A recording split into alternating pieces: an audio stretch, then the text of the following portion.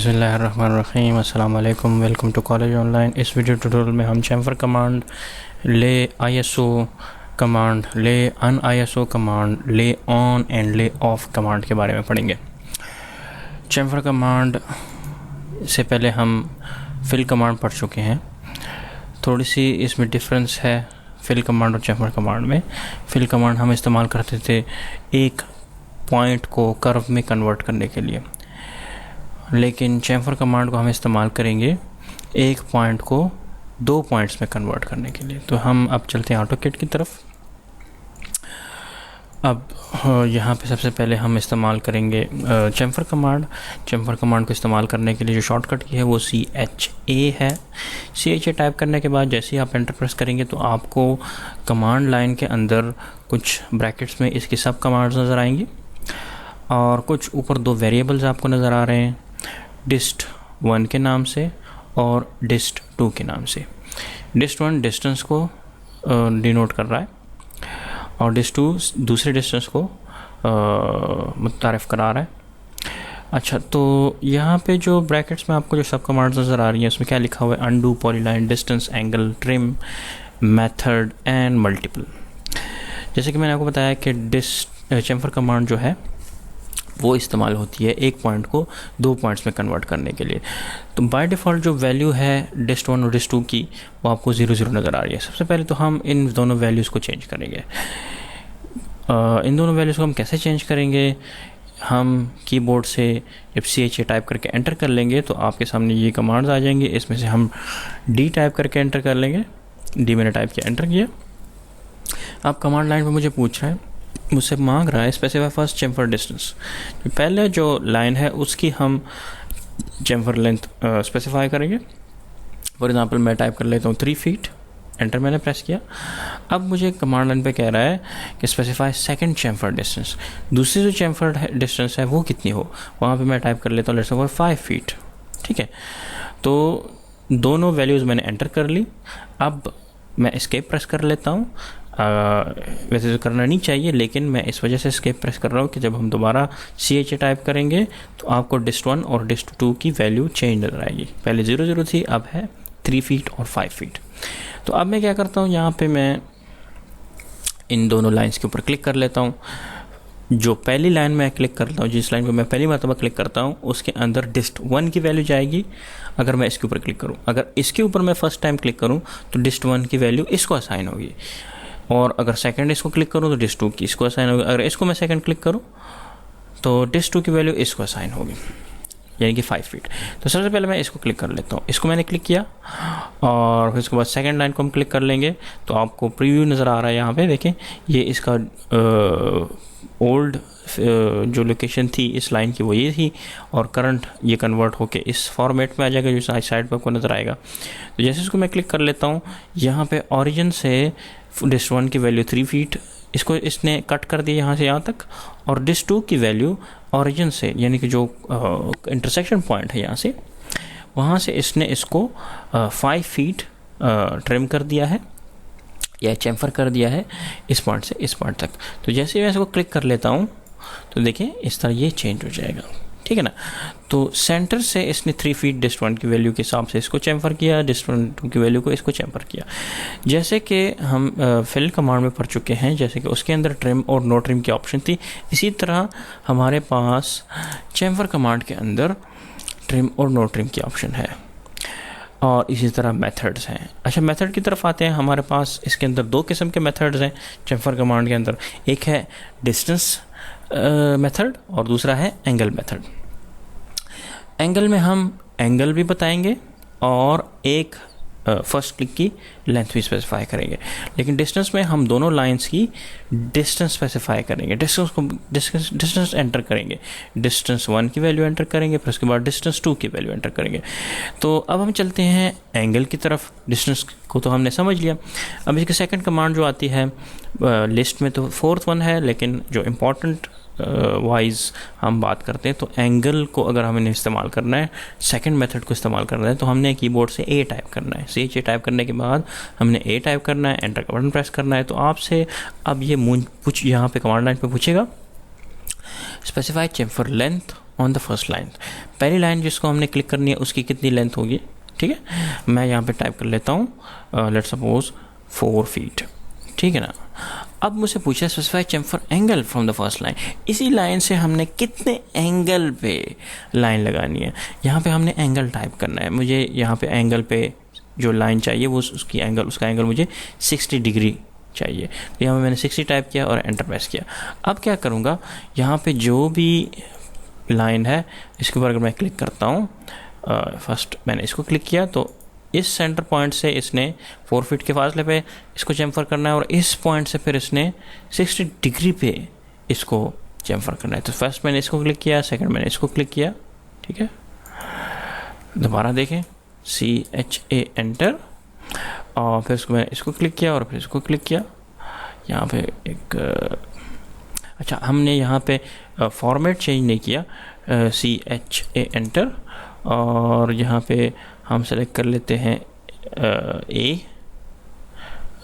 Angle मेरे ख्याल में इसमें मसला दे रहा है, फॉर एग्ज़ाम्पल 2 फीट कर लेते हैं और एंगल में 45 दे देता हूँ। अब मैं इसको क्लिक करता हूँ 1 and 2, अब ठीक आ रहा है।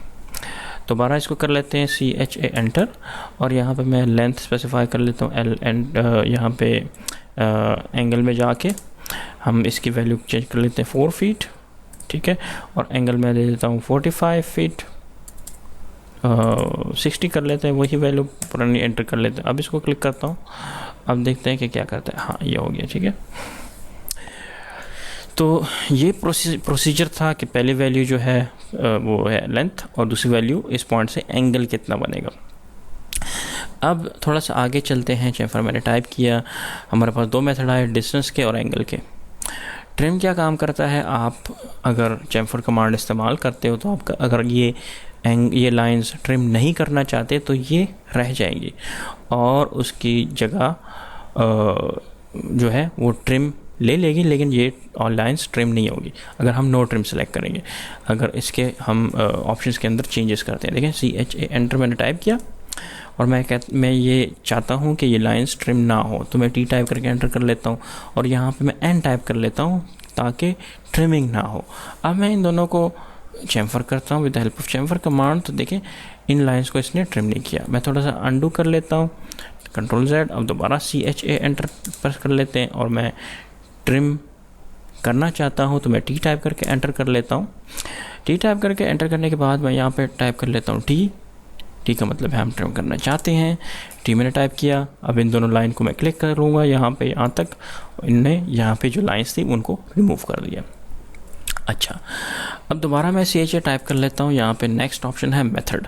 जैसे कि मैंने आपको बताया इसमें हमारे पास चेम्फर कमांड में 2 मेथड्स हैं, एक है डिस्टेंस मेथड और एक है एंगल मेथड। डिस्टेंस और एंगल मेथड को कमांड के अंदर रहते हुए आपने कैसे चेंज करना है, एक मेथड से दूसरे मेथड की तरफ कैसे ट्रांजिशन करनी है, उसके लिए आपने E टाइप करना है। E टाइप करेंगे तो आपके पास ब्रैकेट में 2 मेथड नज़र आएंगे, एक है डिस्टेंस और दूसरा है एंगल। तो जो भी मेथड आपने इस्तेमाल करना है चेम्फर कमांड के लिए तो आप वो मेथड सेलेक्ट कर लें। फॉर एग्जांपल अब मैं डिस्टेंस मेथड इस्तेमाल करना चाहता हूँ, मैं लाइन 1 और लाइन 2 को वैल्यू देना चाहता हूँ, लेंथ की बेस पे मैं उसको चेम्फर करना चाहता हूँ, तो मैं D टाइप करूँगा या इसको मैं क्लिक कर लूँगा, ठीक है। अब मेरे पास जो मेथड में सेलेक्टेड मेथड है वो है डिस्टेंस मेथड। इसी तरह अगर हम इस चेम्फर कमांड को पूरी एक पॉलीलाइन पे इम्प्लीमेंट करना चाहते हैं तो हम क्या कर सकते हैं, CHA टाइप करने के बाद हम टाइप करेंगे कीबोर्ड से P टाइप करेंगे और एंटर का बटन प्रेस करेंगे। अब जैसे ही मैं इस पॉलीलाइन को क्लिक करता हूँ तो ये इसको मुझे चेम्फर करके दे देगा, क्योंकि ये पूरे के पूरे पॉलीलाइन पे इम्प्लीमेंट हो जाएगा। इसी तरह जैसे कि हमने फिल कमांड इस पॉलीलाइन पे इस्तेमाल की थी, इसी तरह चेम्फर कमांड भी हम इस पॉलीलाइन पे इस्तेमाल कर सकते हैं मल्टीपल लोकेशंस पे। क्या मतलब मल्टीपल लोकेशंस पे? अपनी मर्जी से विदाउट एग्जिटिंग, इस कमांड से हम बाहर नहीं निकलेंगे और इसी कमांड में रहते हुए हम मल्टीपल लोकेशंस पे चेम्फर कमांड इस्तेमाल कर सकते हैं। तो CHA मैंने टाइप किया, एंटर का बटन मैंने प्रेस किया, कीबोर्ड से मैं अब M टाइप कर लें तो ताकि मैं मल्टीपल लोकेशंस पे चेम्फर कमांड इस्तेमाल करूँ। तो M टाइप करने के बाद मैं एंटर प्रेस कर लेता हूँ। अब मैं मुख्तलिफ़ पॉइंट्स पे मैं क्लिक करता जाता हूँ और यहाँ पे चैम्फर कमांड इम्प्लीमेंट हो रही है, ठीक है ना। और यहाँ पे मुझे शो भी कर रहा है कि एंड रिज़ल्ट क्या आएगा, ठीक है। और पूरी लाइन के शेप को ये नहीं छेड़ रहा, ठीक है ना। तो ये कमांड थी हमारे पास चैम्फर कमांड। इसी तरह इसके अंदर अंडू ऑप्शन है, यू टाइप करके एंटर करेंगे तो एक स्टेप हम पीछे जाएंगे। तो ये सारी इसके ब्रैकेट में सब कमांड थी। नेक्स्ट जो कमांड हम इस वीडियो ट्यूटोरियल में हम देखेंगे वो है ले आईएसओ। हम किसी एक ऑब्जेक्ट की लेयर को आइसोलेट करना चाहते हैं, अलग करना चाहते हैं अपनी व्यू के अंदर, अपने सीन के अंदर। तो उसको हम कैसे करेंगे? उसको हम कर सकते हैं बहुत आसानी से विद द हेल्प ऑफ ले आईएसओ कमांड। अब फॉर एग्जांपल मैं चाहता हूं कि ये जो वॉल्स हैं ये सिर्फ मुझे नज़र आए, बाकी कोई ऑब्जेक्ट मुझे नज़र ना आए। तो मैं इसको कैसे अचीव कर सकता हूँ इस ऑब्जेक्टिव को? तो मैं टाइप करूँगा कीबोर्ड से LAY ले और ISO ले ISO टाइप करने के बाद एंटर का बटन प्रेस करेंगे।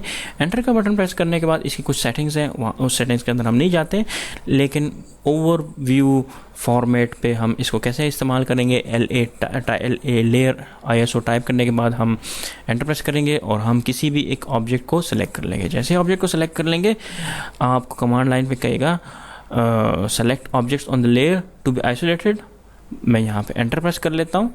जैसे ही एंटर प्रेस करूँगा तो इस ऑब्जेक्ट को जिसको मैंने सेलेक्ट किया है और ये ऑब्जेक्ट जो जिस लेयर में पड़ा हुआ है उसके अंदर जितनी भी ऑब्जेक्ट्स हैं उन सारे ऑब्जेक्ट्स को हाइड नहीं करेगा, बाकी जितने भी ऑब्जेक्ट्स हैं उनको हाइड कर देगा। अच्छा, अब इसका फ़ायदा यह है कि अब जितने भी ऑब्जेक्ट्स हैं उसके ऊपर मैं काम कर सकता हूँ।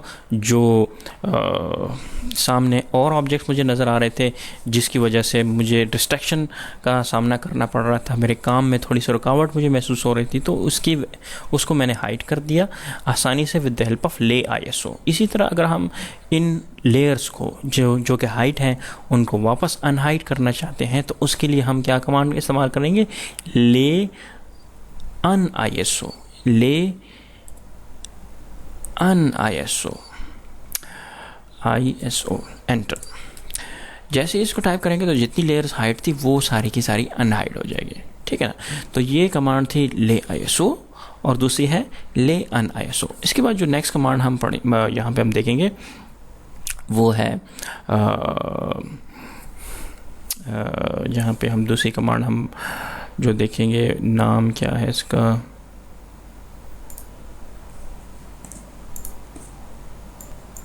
अच्छा, नेक्स्ट कमांड जो है वो है ले ऑफ और ले ऑन। किसी एक लेयर को हमने ऑफ करना है, यानी कि उसको हमने हाइड करना है। पहले तो हम एक लेयर को सेलेक्ट कर रहे थे ले ISO, उसको हम आइसोलेट कर रहे थे बाकी लेयर से। लेकिन अब हम क्या करना चाहते हैं कि हम कुछ ऐसे लेयर्स या ऐसे ऑब्जेक्ट्स हाइड करना चाहते हैं जो कि एक ही लेयर के अंदर हैं। फॉर एग्ज़ाम्पल हम इस विंडो की लेयर को ऑफ़ करना चाहते हैं, तो उसको कैसे करेंगे? ले ऑफ, ठीक है, ले ऑफ LAY ले एंड OFF ऑफ, ठीक है। ले ऑफ टाइप करके एंटर करेंगे। तो एंटर पर प्रेस करने के बाद आपको कमांड लाइन पे कहेगा कि आप वो वाली लेयर सेलेक्ट करें जिसको आप ऑफ करना चाहते हैं। तो यहाँ पे मैं माउस पॉइंटर ला के किसी भी एक लेयर को सिलेक्ट कर लूँगा। अब उस लेयर के अंदर जो भी ऑब्जेक्ट्स हैं वो हाइड हो जाएंगे, ठीक है। अब दोबारा मैं ले ऑफ टाइप करता हूँ, ठीक है, LAY ले OFF ऑफ, एंटर प्रेस किया। एंटर प्रेस करने के बाद मैं इन ऑब्जेक्ट को सिलेक्ट कर लेता हूँ, इस विंडो को। तो जितने भी ऑब्जेक्ट्स हैं इस लेयर के अंदर वो ऑफ हो जाएंगे। यहाँ पे इसको दोबारा अनहाइड अन ऑफ करना चाहते हैं तो मैं ले ऑन कर लेता हूँ, ले ऑन, और जितने भी ऑब्जेक्ट्स हैं वो अनहाइड हो जाए। दोबारा ले ऑफ इस्तेमाल करते हैं, ले ऑफ एंटर, और इसको मैं क्लिक कर लेता हूँ। ये क्यों अनहाइड नहीं हो रहा? करंटली टू यस कर ले। अच्छा, यहाँ पे y मैंने टाइप करना था जो मैं टाइप नहीं किया। अब मैंने यहाँ पे कमांड लाइन पे देखा कि y को मैंने टाइप करना है, तो जैसे मैंने y टाइप किया तो ये लेयर्स ऑफ हो गए। दोबारा ले ऑफ कर लेते हैं, यहाँ पे दोबारा टाइप कर लें ले ऑफ, और यहाँ पे मैं किसी लेयर को सेलेक्ट कर लेता हूँ, ठीक है, तो ऑफ हो गई, ठीक है। इसको मैं अंडू कर लेता हूँ, दोबारा अंडू कर लेते हैं, undo undo undo undo undo undo, ठीक है। दोबारा ले ऑफ, ठीक है, ले ऑफ एंटर। और मैं यहाँ पे डोर को सिलेक्ट कर लेता हूँ, ठीक है। डोर को सिलेक्ट नहीं हो रही, क्या वजह है? अच्छा, इसको मैंने क्लिक किया, लेयर डोर्स इज़ करंट। अच्छा, ये लेयर जो थी वो करंट थी, इस वजह से इसको ऑफ़ नहीं कर रहा था।